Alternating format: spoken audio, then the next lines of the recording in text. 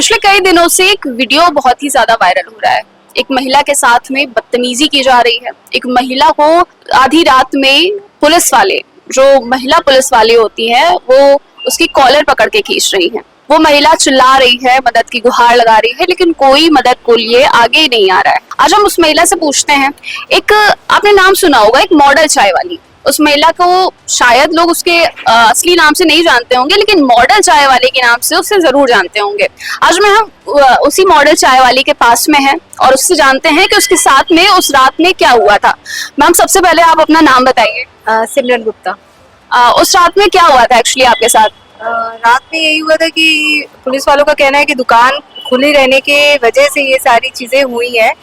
मना किया गया, जबकि ऐसी कोई बात नहीं थी। दुकान बंद थी, बगल वाली दुकान में काम चल रहा था और ये था कि 2-3 दिन में इनॉग्रेशन किया जाएगा, तो उस दुकान में काम चल रहा था। उस दुकान में ये लोग आकर के बदतमीजी किए, ड्रिंक किए हुए थे, अपनी पर्सनल गाड़ी में आए थे, मारपीट किया। जब ऑब्जेक्शन किया तो कह रहे हैं कि किसी ने देखा नहीं है। हालांकि रात के 1 बज रहा था, 1:30 बज रहा था, तो जाहिर सी बात है कोई नहीं होगा। हम और मेरा स्टाफ थे जो काम कर रहे थे, तो उस वक्त उन्होंने कहा कि कोई नहीं होगा। जब मैंने उस पर कहा कि नहीं ठीक है, आपने मारा है, मेरे पास भी गवाह है, मेरे पास स्टाफ है मेरा जिसने देखा है, बस इसी बात पे मेरे स्टाफ को भी बहुत मारा, मेरे साथ भी छीना झपटी की और फोन भी छीन लिया। और जैसा कि बाकी वीडियो में तो सब लोग देख ही रहे हैं, तो ये सारी चीजें हुई। तो उसमें पुलिस वाले थे, वो क्या महिला पुलिस वाली थी या जो पुरुष थे? देखिए, चौकी इंचार्ज जो थे वो नशे में धुत थे, बाकी जो पुलिस वाले और उनके साथी संगति थे वो भी नशे में थे। और चौकी इंचार्ज के साथ दो लोग तो ड्रेस पे थे और बाकी जो थे वो ड्रेस पे नहीं थे, जिसमें कि चौकी इंचार्ज आलोक चौधरी और अभिषेक यादव और कांस्टेबल जो लेडीज कांस्टेबल थी वो अग्निहोत्री, जो कि मारने के बाद अपना पहचान छिपाने के लिए बैच उन्होंने निकाल दिया था। और बाकी जो 2 लोग हैं जिनके बारे में कोई पूछ नहीं रहा है, बातें नहीं हो रही है, वो 2 संदिग्ध लोग कौन थे जो उनके संग आए थे? ऑरेंज कलर और ग्रे कलर की टी शर्ट में थे। आपने वीडियो में बताया कि आपको धमकी भी दी जा रही है जी।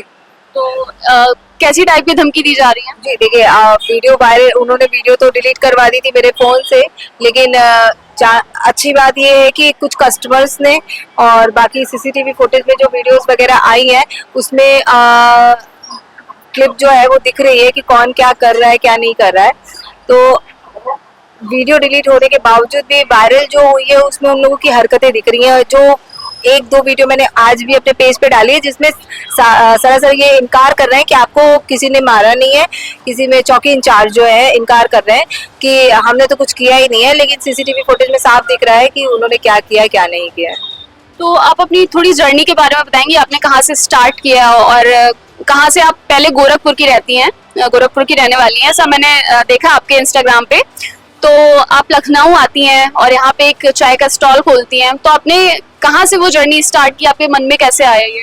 देखिए, काम कोई छोटा बड़ा नहीं होता है, यही सोच करके हमने काम स्टार्ट किया था चाय का, और सबका सपोर्ट इतना मिला कि आज मॉडल चाय वाली नाम से शुरू किया हुआ एक छोटा सा स्टार्टअप मॉडल चाय वाली एक अच्छा स्टार्टअप बन गया है, जिसमें अभी भी हम काम कर रहे हैं। लगातार हम उस पर हम काम कर रहे हैं और अपने बिजनेस को बढ़ाने के लिए ही हम कह सकते हैं यूपी के राजधानी में हम आए कि अपना बिजनेस और थोड़ा बढ़ाया जाए यहाँ पे, क्योंकि यहाँ पे चांस है और भी ज्यादा आगे बढ़ने के। यही सोच लेकर के हम यहाँ पे आए थे।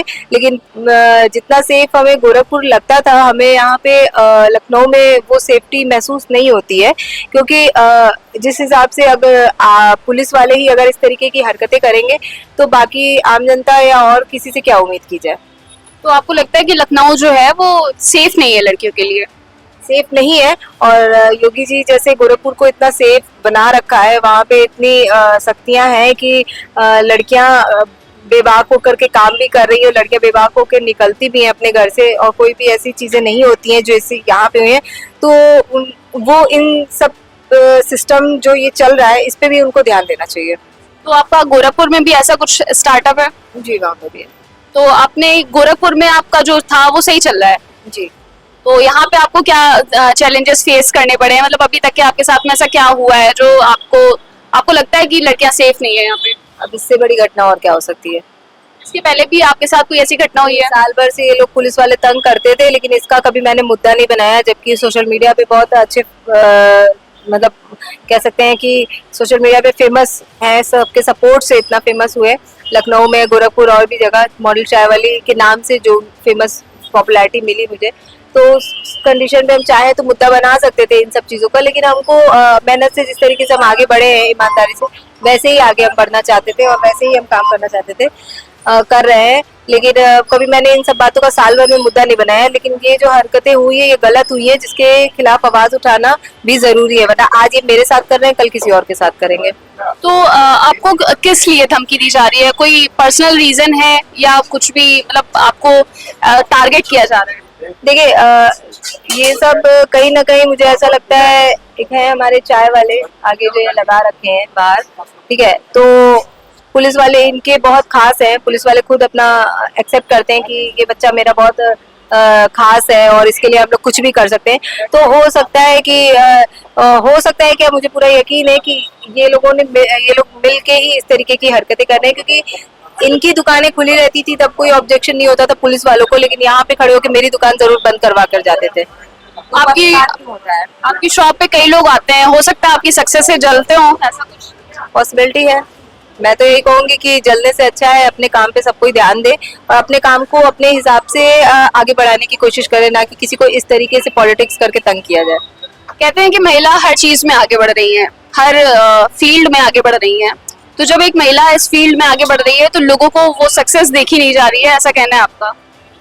पॉसिबिलिटी है यहाँ पे, तो अब ये लग रहा है कि ये चीज है, क्योंकि लोगों को लगता है यहाँ पे हम 6 महीने में एक दुकान ले लिए, एक दुकान से फिर हमने दूसरी दुकान तुरंत ले ली, तो भाई स्ट्रगल किया है और अभी भी निरंतर मेहनत कर ही रहे हैं, अभी भी हम रुके नहीं है, हम अपने काम को आगे बढ़ाने के लिए आए थे लखनऊ में, जो कि हम कर रहे हैं, तो इसमें कोई गलत नहीं है, हम अपने काम को ही अपना समय दे रहे हैं, अपने काम में ही अपने आप को इन्वेस्ट किया हुआ है। अगर दूसरा भी ये काम यही चीज सोच के अपने काम में इन्वेस्ट करे अपना टाइम, तो शायद उसका भी काम बढ़ेगा। काम मेहनत मांगता है, जेंडर नहीं देखता कि लड़की कर रही है कि लड़का कर रही है।